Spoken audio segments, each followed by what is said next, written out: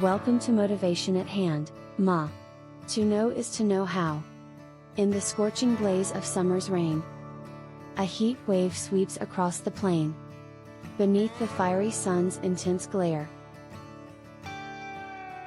we must be conscious, we must be aware. Dehydration lurks, a silent foe. Mind and body feel the heat's harsh blow. Anxiety rises, thoughts run wild. In this heat wave, let's stay compiled. Vulnerable ones need our support. As the heat's grip tightens, we must exhort. Stay hydrated, seek cooling shade. United, let's face the heat's cascade. With compassion and #unity, we'll strive to conquer the dangers, and keep alive. In this heat wave's relentless affair, let's be conscious, show that we care. A brutal heat wave is gripping much of the U.S. South for a third consecutive week, putting over 50 million people in the U.S. under a heat advisory. As sweltering temperatures persist, the risk of heat stress is at an all-time high in Texas, Oklahoma, and other states affected by the heat dome, a phenomenon that occurs when warm ocean air is trapped in the atmosphere. Health experts and climate scientists describe the effects of extreme heat on the human body, which populations are most at risk, and ways to mitigate it. What is heat stress and what causes it? It occurs when the body experiences a buildup of heat, at a level that is more than what it can release. The human body has this fantastic ability to cool through sweat evaporation, said Uwe Reichel, professor in the School of Public and Population Health at Boise State University. Even when the body is producing sweat, the evaporation can be limited due to humidity in the air.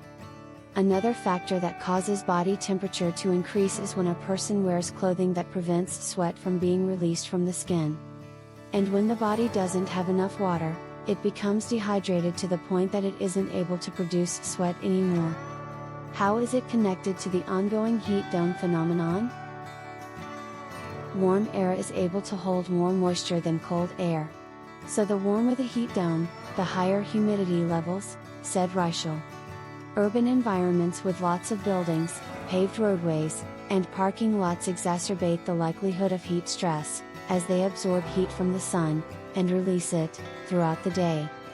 What are some signs of heat stress? Heat stress is a spectrum, said Christy Eby, professor of environmental and occupational health at the University of Washington. Symptoms can range from small, reddish blisters on one's hands to fainting. In extreme cases, if the body temperature rises above 103 degrees Fahrenheit, 39 degrees Celsius, it can result in heat stroke, which can cause the brain and other internal organs to swell and can be fatal. Who is most affected by heat stress? Children, the elderly, and pregnant individuals are among the most vulnerable to heat stress. Athletes and outdoor workers can be at much higher risk for heat stress, Eby said, as the more people move or work, the more heat their bodies have to get rid of. These circumstances are more fraught for people like farm workers, who need to be protected against physical or chemical hazards, such as pesticides. They must wear protective clothing, which can interfere with their body's ability to evaporate sweat. How do human bodies recuperate from heat stress? Rehydration is key, according to Reichel. Drinking enough fluids and getting enough rest are both important for recovering from heat stress.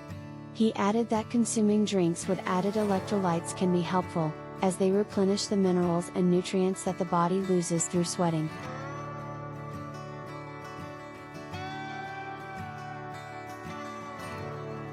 In extreme cases, people may need medical intervention, such as intravenous fluids, to rehydrate and cool down.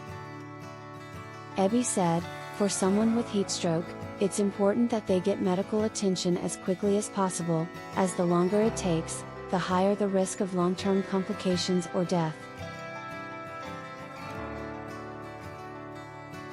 How can individuals protect themselves from heat stress? There are several measures individuals can take to protect themselves from heat stress. Ebby recommends staying in cool environments, whether it's air-conditioned buildings or shaded outdoor spaces. Wearing lightweight, loose-fitting, and light-colored clothing can also help. It's important to stay hydrated by drinking plenty of fluids, particularly water, and avoiding alcohol and caffeine, as they can dehydrate the body. Ebby also advised scheduling outdoor activities during cooler times of the day and taking regular breaks in shaded or air-conditioned areas. Using fans or misting sprays can provide additional cooling, and taking cool showers or baths can help lower body temperature. For vulnerable populations, such as the elderly or those with pre-existing medical conditions, it's crucial to regularly check in on them and ensure they have access to cool environments and sufficient hydration. What can communities and governments do to mitigate the effects of heat stress? Community-wide efforts can play a significant role in mitigating the effects of heat stress. Ebby emphasized the importance of urban planning that includes green spaces, shade structures, and reflective surfaces to reduce heat absorption.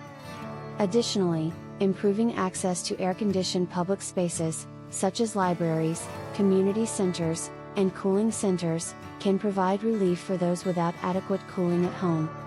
Heat action plans, developed by local governments and health agencies, can help coordinate emergency response efforts and provide guidelines for protecting vulnerable populations.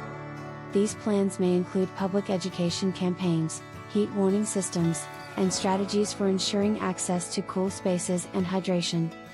Furthermore, policies addressing housing standards and energy affordability can help ensure that individuals have access to adequate cooling and can afford to operate air conditioning systems during heat waves. Source: The Guardian. Author: Aliya Utuova, June 29, 2023. As summer is fully upon us and things are heating up, literally, as the dog days of August are on their way to us in a few weeks. The first major heat wave of the season scorched the western United States in recent weeks, with temperatures climbing to 114 degrees Fahrenheit in Las Vegas, and to a record-breaking 118 degrees in Phoenix. The Pacific Northwest shattered previously recorded temperature highs, with many regions trapped under what experts called a blistering heat dome. Here in Boston, while a heat emergency was in effect on June 28 and 29, the city tied its record highs, which had stood since 1933. These hot days are not isolated events, and they are only going to get more common. The first comprehensive worldwide assessment of heat waves, a report released last summer, uncovered that in nearly every part of the world, heat waves have been increasing in frequency and duration since the 1950s. That's worrisome, given the effect that heat has on the environment, increased forest fires and droughts, and on human health.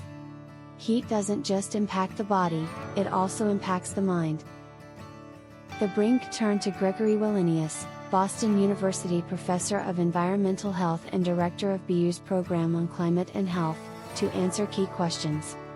Wallenius researches the human health impacts of a rapidly changing climate. His team aims to ensure that our communities are as resilient, sustainable, and healthy as possible, studying how climate change mitigation and adaptation policies can benefit human health.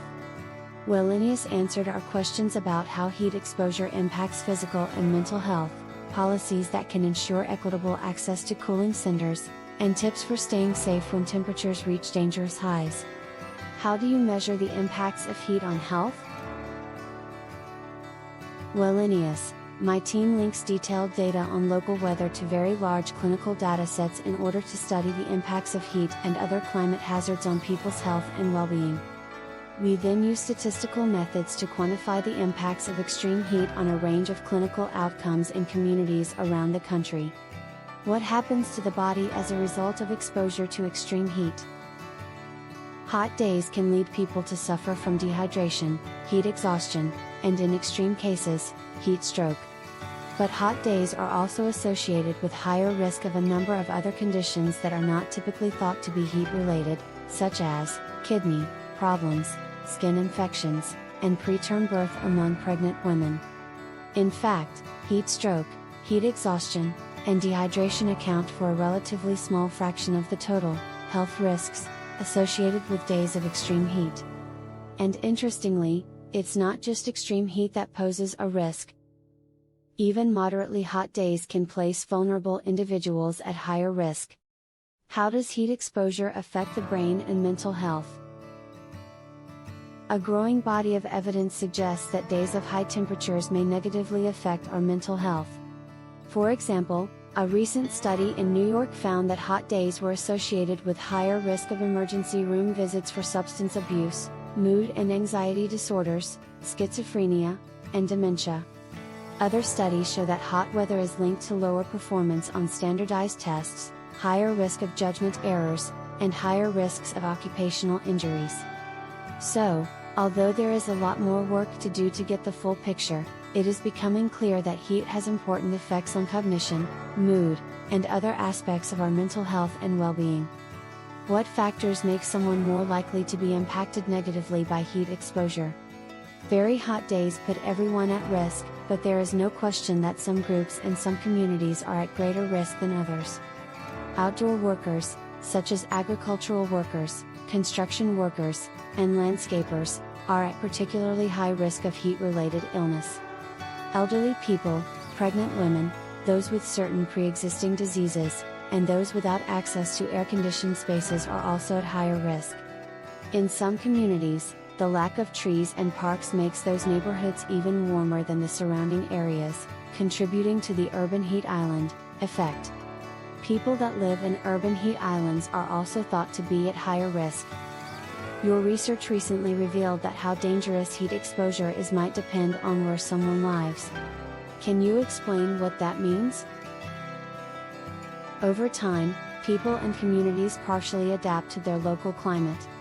For example, homes in Phoenix or Houston, cities that tend to have many hot days each summer, are more likely to have air conditioning as compared to homes in northern New England or the Pacific Northwest, where summers are historically less hot.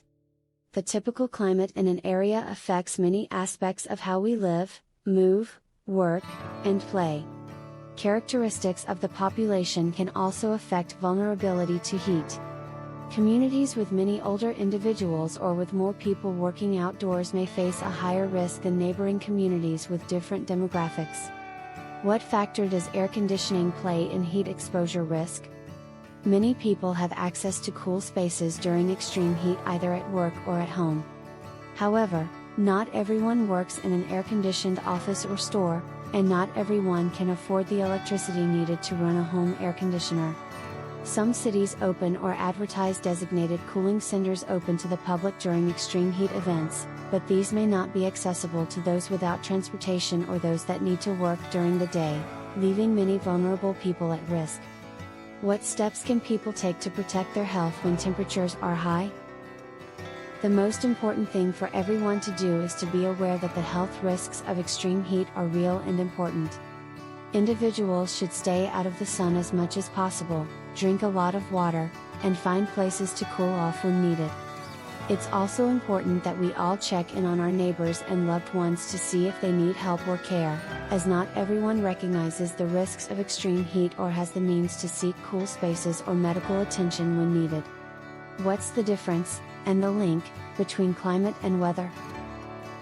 Weather refers to the local conditions outside today, this week, or this month, while climate describes the typical weather over a period of 30 years or longer.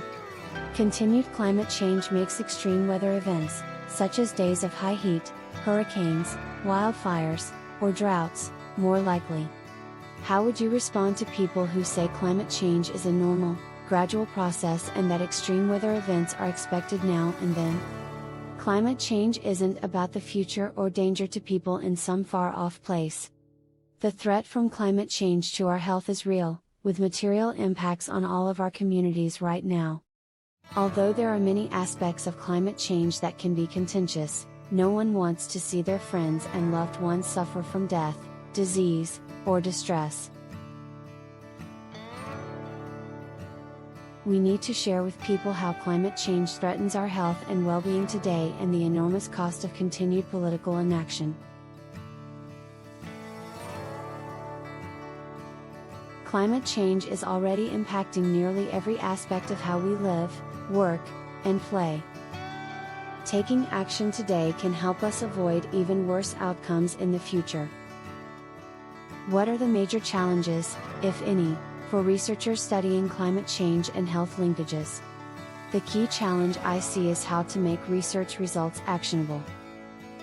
As a community, we need to move beyond merely describing problems and health threats to creating, testing, and refining solutions that protect public health in the real world, and with a particular focus on doing so in an equitable manner. We need to provide the evidence needed to empower any community in the country, or in the world, to protect themselves from the increasing threats posed by continued climate change. Finding local solutions to global problems is a big challenge, but doing so has never been more important. From a policymaking perspective, what principles should guide heat action plans? Every community is different in terms of the risks, vulnerabilities, and resources. That means that heat action plans need to be developed by local agencies in partnership with the local communities they serve, building on best practices and shared knowledge from other regions. There is no one-size-fits-all heat action plan. Source: Boston University, The Brink, adapted from a piece originally published by BU experts on Medium. Much appreciation to you for giving of your time with us at Motivation at Hand. To know is to know how. We trust you will come back soon.